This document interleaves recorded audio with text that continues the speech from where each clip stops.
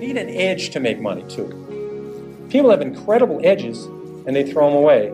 I'll give you a quick example of SmithKline. This is a stock that had Tagamet. Now, you didn't have to buy SmithKline when Tagamet was doing clinical trials. You didn't have to buy SmithKline when Tagamet was talked about in the New England Journal of Medicine or the British version, Lancet. You could have bought SmithKline when Tagamet first came out, a year after it came out. Let's say your spouse, your mother, your father, you were a nurse, you were a druggist, you're writing all these prescriptions. Tagamet was doing an amazing job of curing ulcers, and it was a wonderful pill for the company because if you just stopped taking it, the ulcer came back. See, it would have been a crummy product if you took it for $1 and it went away, but it was a great product for the company. But you could have bought it 2 years after the product was on the market and made 5 or 6 times your money. I mean, all the druggists, all the nurses, all the people, millions of people saw this product, and they're out buying oil companies, or drilling rigs, It happens.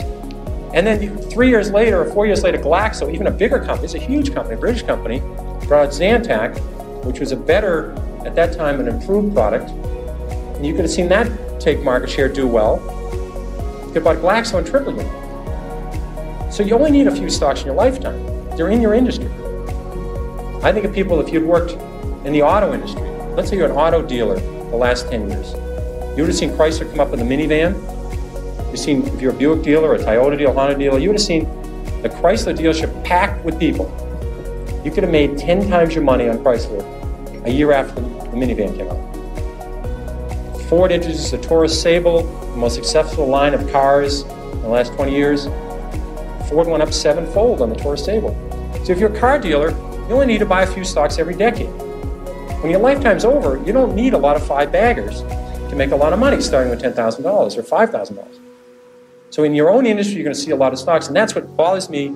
There are good stocks out there looking for you, and people just aren't listening, and they're just not watching it. And they have incredible edges.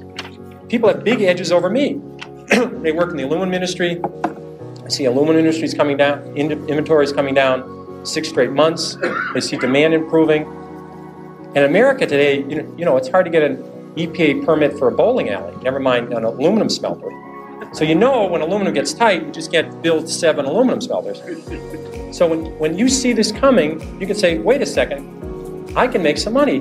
When an industry goes from terrible to mediocre, the stock goes north. When it goes from mediocre to good, the stock goes north. When it goes from good to terrific, the stock goes north. There's lots of ways to make money in your own industry. You can be a supplier in the industry, you can be a customer. This thing happens in the paper industry, it happens in the steel industry. It doesn't happen every week, but if you're in some field, you'll see a turn, you'll see something in the publishing industry. These things come along, and it's just mind-boggling, people throw it away.